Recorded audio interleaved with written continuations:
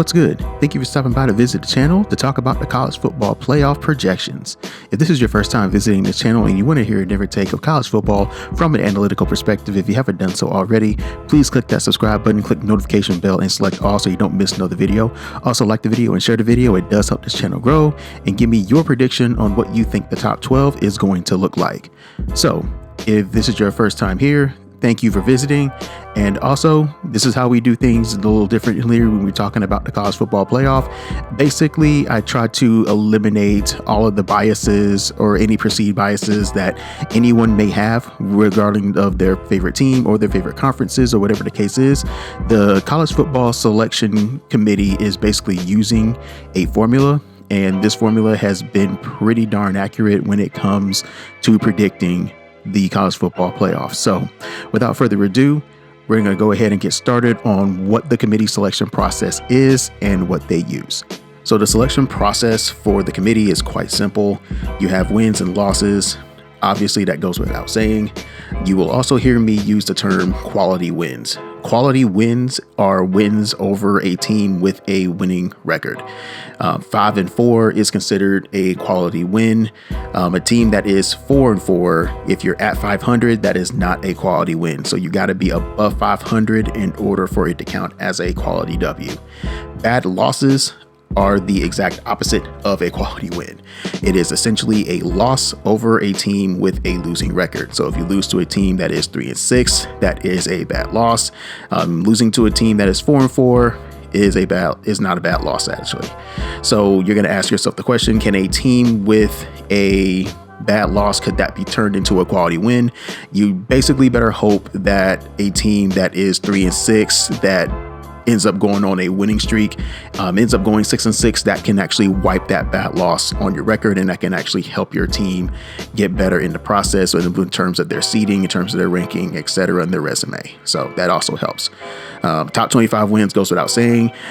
Since the committee doesn't have any top 25 teams at the moment, I'm basically using the AP poll as top 25 wins, but once the college football playoff ranking comes out next week, that will actually factor in to the criteria. Game control. Game control is a little tricky. With game control, it's basically another flashy way of saying margin of victory. That's really what game control is. Nothing really special about it. It's just how bad you have completely beaten your competition. It's just really, that's what it is. Strength of schedule. Strength of schedule is a little tricky, and the reason why I say it's tricky is because strength of schedule that the committee uses is the BCS era formula, what they use on their strength of schedule. So they don't use the ESPN strength of schedule. They don't use team ranking strength of schedule or any other strength of schedule that you see online that's going to make you feel good about your team schedule. They basically use a BCS formula for strength of schedule. As far as the formula and how it's calculated, you can definitely Google that and find out how they calculate that on your own to get a better understanding as to how they determine that. And also conference champions, which goes without saying this year, especially conference champions goes to the 5 remaining conference teams, and they're all going to get a bye. For not necessarily a bye, but the 4 ranked conference champions, they're going to get their bye. And then you have the 5th rated conference champion that is outside of the top 4. They'll be seeded 12th. So without further ado, let's go ahead and take a look and see how this bracket is going to look like first, starting with the conference champions.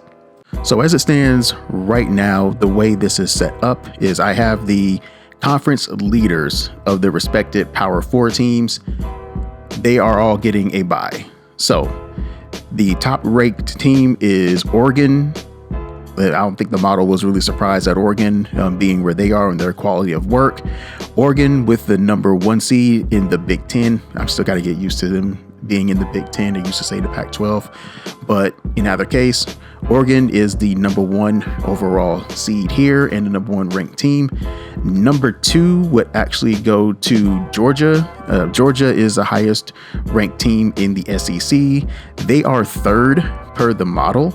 So at this point, what it's looking like is Oregon will be going to the Rose Bowl. Georgia, since they are affiliated with the SEC and the SEC is affiliated with the Sugar Bowl, they will be going to the Sugar Bowl as the third ranked team, but they are the 2 seed. The 3 seed would be Miami. Miami is actually ranked 5th per the model, so they would be going to the Peach Bowl since they are tied to the ACC. And BYU is 9th among the model, but since they are the 4th highest ranked team and they are in the Big 12, they actually would get the 4 seed, and the 12th seed would be going to Boise State. And what I was very surprised at the model is Boise State is actually in the top 12. So this would be considered chalk in this particular case here, since Boise is not ranked outside of the top 12. If Boise was ranked 23rd or 24th, they would still be in the playoff, considering that they are the highest ranked G5 school in. So they would automatically get in if they were to win out. So very interesting way of how the playoff committee is set up here based on the bracket. So this is what it's looking like here. So we're going to go ahead and get into what the 5-12 games look like, the 8-9 games look like, and the 6-11 games as well. So the 5th seed is Ohio State. Now, the model has Ohio State ranked 2nd among the top 25 because since they're behind Oregon and they are not the conference leader, Ohio State would end up taking that 5th spot based on the fact that they're not the conference leaders in the respective conferences. So it's not about the top 4 or the top 5 or the top 6, how it used to be in the old playoff format when there were 4 teams involved. Ohio State would be the 5th seed. So they wouldn't necessarily be out of the playoff. They're still in, but they just don't get that first round bye, unfortunately for them.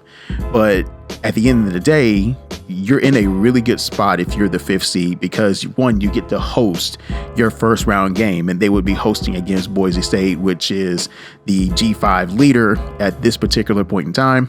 Ohio State and their resume is actually pretty solid. They have their top 25 win, and they also have 4 quality wins as well. Their strength of schedule is actually really solid. They're 13th in strength of schedule, so it's not like they played a bunch of cream puffs. Some of the teams that they have played in their non-conference are actually doing pretty solid as well. So that does help their case here.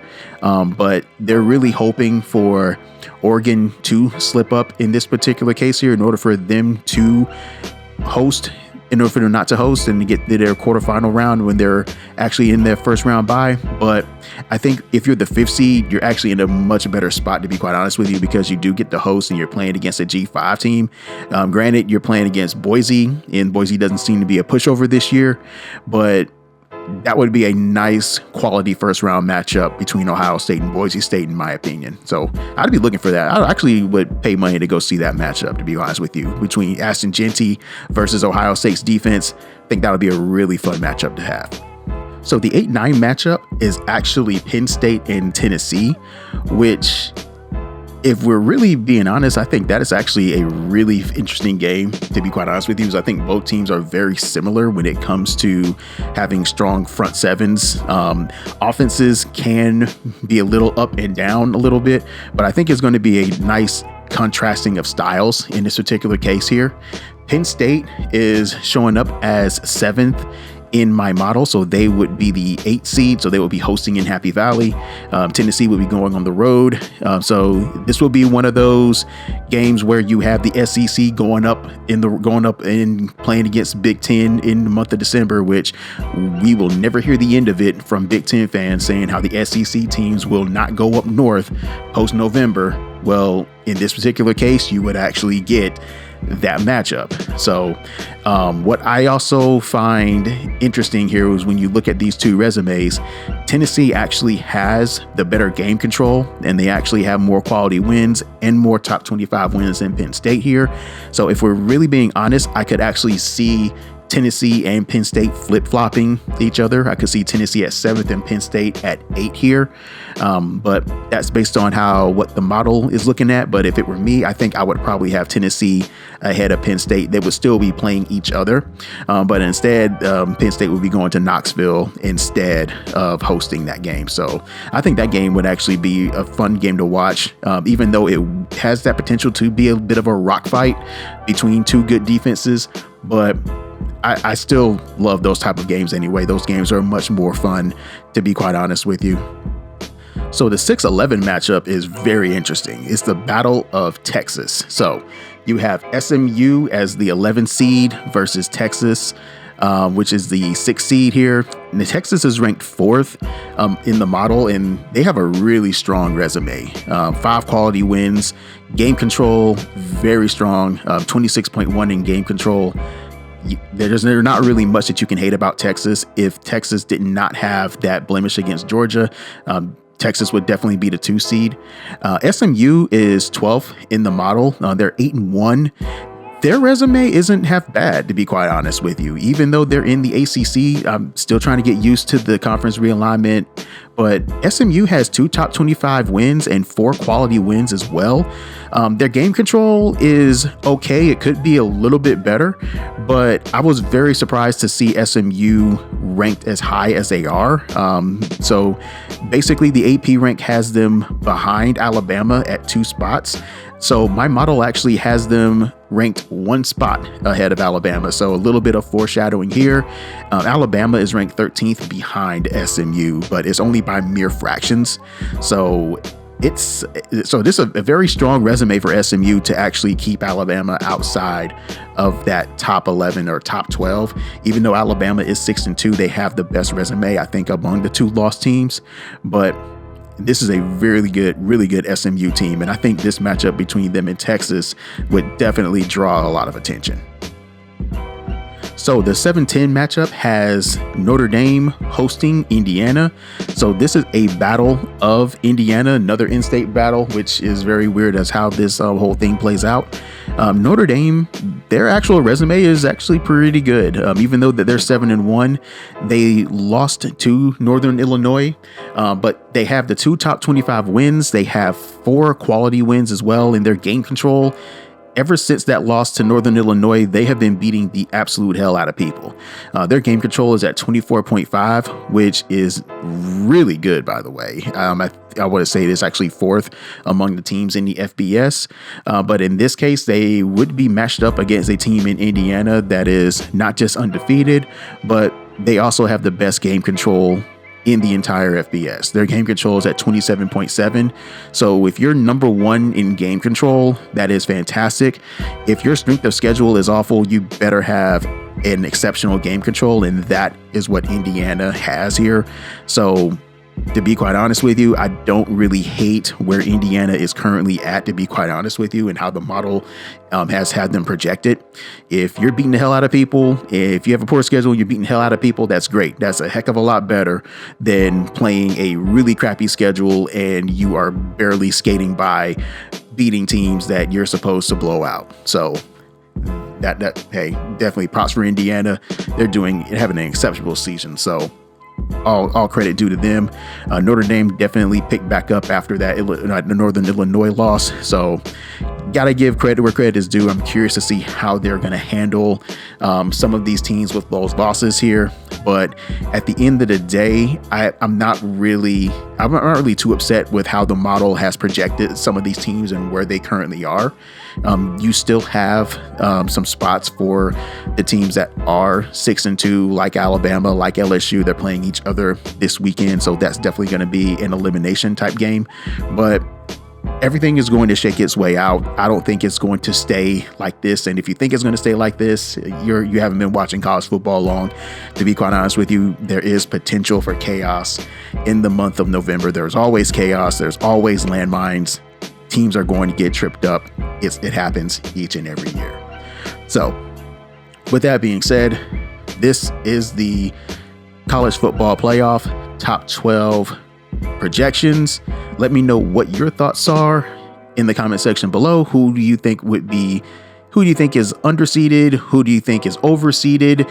And who would be actually your top 12 in this particular case? So thank you for visiting this channel, and I will catch you next week when we will actually discuss the entire top 25 along with the top 12 projection in the 12-team playoff bracket. Thank you for visiting and have a great week.